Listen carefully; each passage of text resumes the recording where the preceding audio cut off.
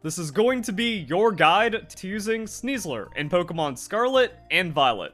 So because we have a Pokemon that's adjacent to Weavile with Sneasel evolutions, I want to compare the stats first. We have 125 speed on the Weavile with 120 attack. Sneasler is going to be slightly slower, and the trade-off is you get 10 more base attack. Now, I've been talking a lot about damage theory and the interactions, even going back to Generation 8, but Generation 9 it's really picked up. And on a physical Pokemon that needs to run Jolly, that doesn't have crazy high base power moves, this is no difference. It's not like, oh man, Sneasler is just the better Weavile because it finally gets the 10 more attack that it always needed. No, this is 2-hit KOing most Pokemon, this is 2-hit KOing most Pokemon. And with Weavile being faster, it also kind of shows like we haven't seen Weavile in a very long time because it's too frail for being able to just like 2-hit KO Pokemon. So that means if Sneasler is to be successful, it needs to do better things elsewhere. We also have like some weird stuff with the 120 speed. So Generation 9 and even Generation 8, like the speed tiers from like 110 to 130 just kind of didn't really matter too much. But here it actually matters because like 120, alright, we're not really seeing Doug Trio, we're not really seeing Inteleon. But then like as we creep above that, the difference between 120 and 125 is significant. Because now Sneasler's losing to Cyclizar, Greninja, and Meowscarada. So, Greninja, we're going to see how this Pokemon, like, gets picked up once it becomes available in the Battle Stadium. Cyclizar also has, like, some niche play, and then Noivern, like, it could happen, and Meowscarada is actually pretty common. So, this gets kind of weird. Now, the Fighting Poison dual typing also has a couple of interesting things going on here. So, 4 times weak to Psychic. Fortunately, Psychic, not that common. Also, we're frail, so a lot of things taking us out. Ground is a problem, flying is a problem. We do have resistances, so it is nice that we could, like, switch into something or, like, bulk out a predictable hit and then still try to get our 2-hit KO range. So that's kind of nice. And then offensively, it's pretty weird because we don't do anything to Ghost-type Pokemon, but we kind of dunk on everything else because Steel is going to be immune to Poison, but then Fighting is going to hit it super effective. Very interesting dual typing right here. And then we have a signature move, Dire Claw. 80 power, 100% accuracy, 50% chance to sleep, poison, or paralyze the target. Okay, let's see what's going on here. So, very reminiscent of Tri-Attack, and what Tri-Attack does is it splits 1/3 between each of those. I was trying to see if that's like the same mechanics that we have on the Dire Claw, but it just says like, it just does this. So, effectively, we have Tri-Attack mechanics. It's not like a 50% chance to poison, then a 50% chance to paralyze, then a 50% chance to sleep. That'd be way too busted. But like with this, like, okay, you have a 16% chance of each of these activating. Is that good? Is that worth it? Can it matter? I don't know. I feel like in Generation 9, this is just too much of a game. I'd rather throw a Guillotine. I'd rather cheese a Fissure on a bulkier Pokemon that's going to survive than the 16% chance I get the status I need. Probably close to like 32%, because if the opponent's going to sleep or getting paralyzed, that's probably really good no matter what. So, yeah, like you look at this, it's like, okay, I can do this. I'm 80-60, so I'm pretty frail. 80-80 on the special, which means you kind of survive a couple more things. But then the Fighting Poison typing also kind of makes it a bit more interesting. But like Dire Claw, okay, maybe they go to sleep. Very low chance. It's like trying to get a freeze on an Ice Beam or something, and then you can pick them off from there. But without that, like, you're just a Weavile that has like some RNG shenanigans behind it.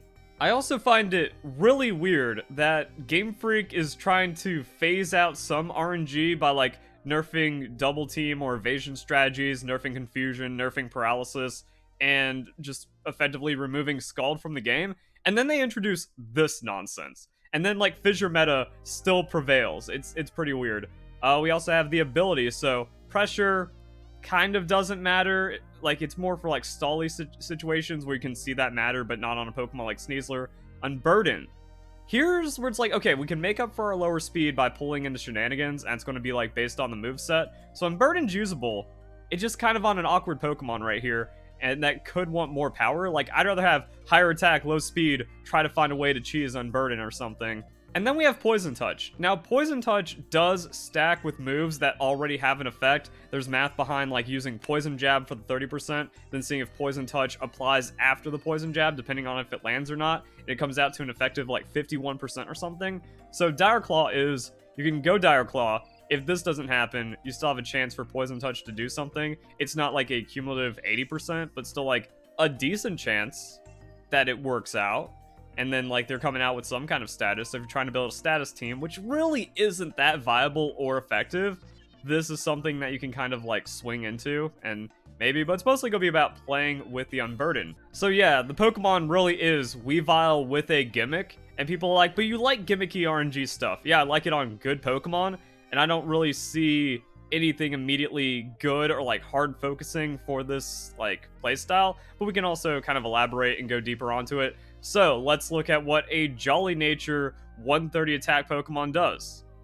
Not a lot. So, I mean, you have, like, Life Orb, but we're super frail, and it's not going to be converting any kind of KOs. And I think this is a lot of theory that was missing back in, like, Generation 4, Generation 5, even Generation 6, with, like, Mega Evolutions and stuff, where people are trying to just, like, funnel damage or do, like, default stuff where it's like, congratulations, you're turning your 60% hit into a 78% hit. A 2-hit KO is a 2-hit KO, my guy.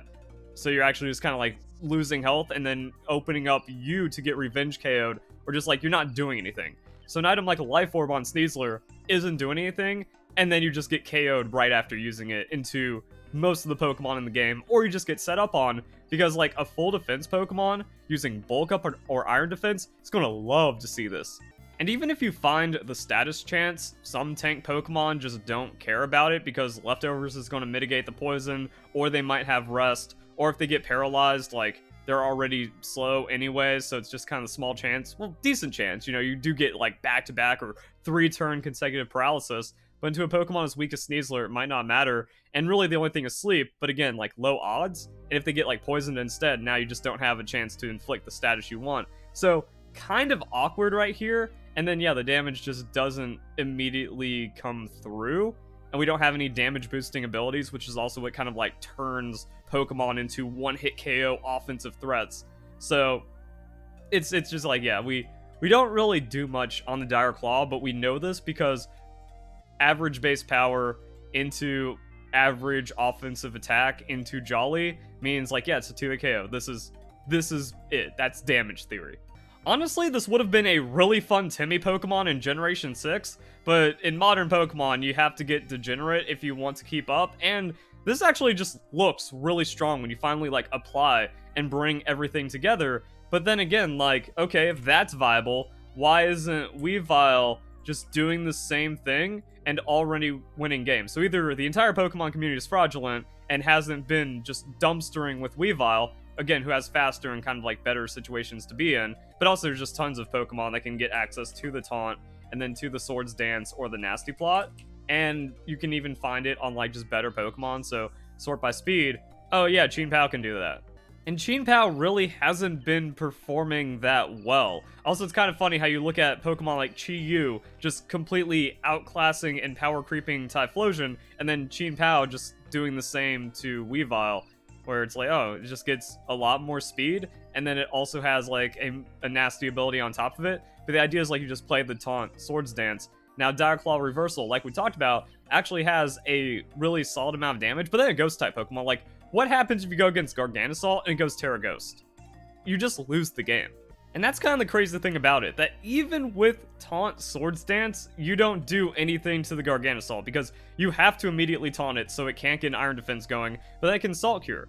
And the Salt Cure damage is going to be like the same as your Dire Claw, and even then, like, you don't stack into a reversal at some point, so Dire Claw does nothing, and then as you're Swords Dancing, you can only get quadruple that damage at max, but you have to be refreshing Taunt.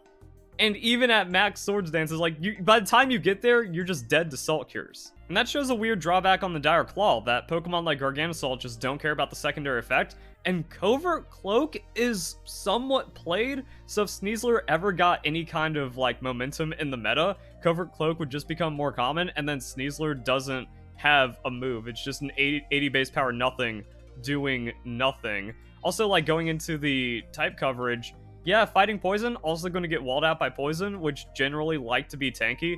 What do you do against Toxapex?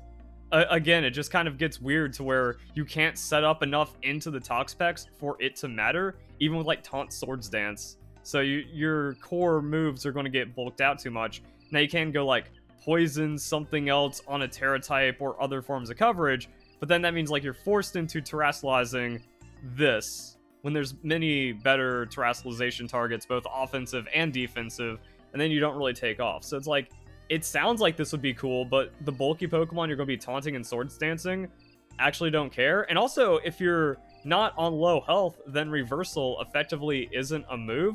So it's like, okay, into poison, you have even less effectiveness against, again, bulky Pokemon or even like different kinds of pressuring Pokemon. Then you're on 1 hit points, you get picked off by like a Sucker Punch anyways. And then it's also risky to get the Unburden because you have to bank on getting one shot, which also means that you want to go for a different kind of nature, like actually.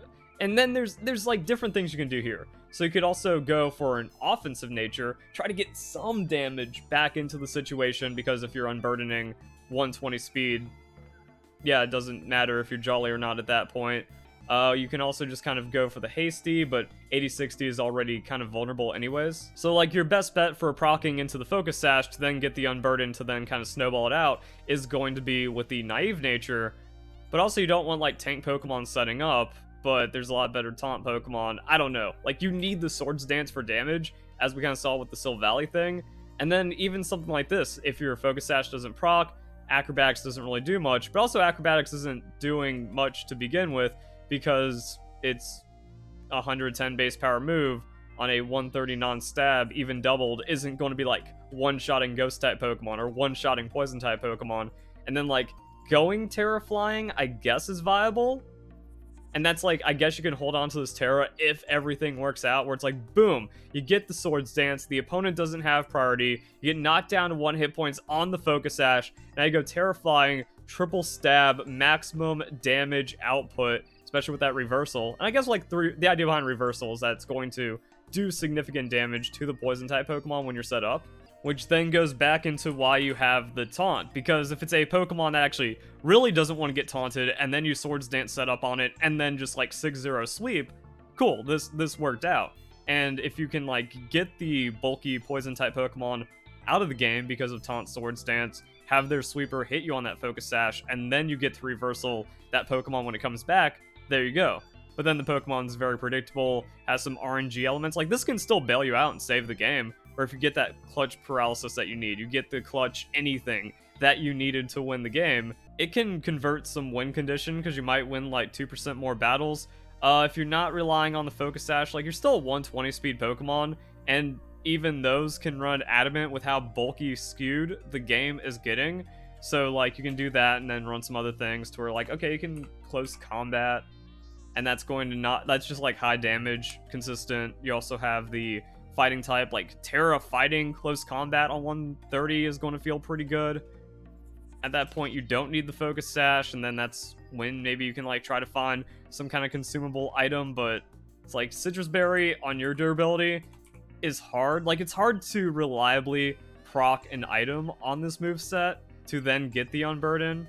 And as we talked about, like, you're not really getting anything else out of anything else. There's also Red Card, but that banks on you surviving a hit. This Pokemon might be better to use in doubles, because then you can maybe just like Terra Flying, have Dire Claw, this would be a Protect instead, and then like you're just kind of running this offensive Pokemon that just kind of immediately gets going. I don't know what the relevant speed tiers could be, but maybe then like something weird like this happens to where you find a way to go anti-Tailwind strats, you're immediately doubling your speed, you have threat, but then you would have to use like a terrain setup somehow and then go into a seed. But if you go like terrain into some kind of seed, and then you just like immediately do this into like terrestrialization and damage, okay, and then like you're slightly more durable, and then like you don't get one shot and you can 2-hit KO things on speed, and then have that terrain support just kind of help out even more. That might be the best way to use this Pokemon. I don't know if it like scales into being busted, but yeah, like, this thing's a mess. Like I said, we could just debunk Sneasler right here. Like, it's definitely not the most useless Pokemon we've seen because Wordeer exists, so it can work. And like I said, it's a fun Timmy kind of Pokemon, but I think the game is kind of like already just like giga power crap beyond this, and that's actually unfortunate. So hope you guys enjoy the video. Hope you have a nice day. Thank you very much for watching.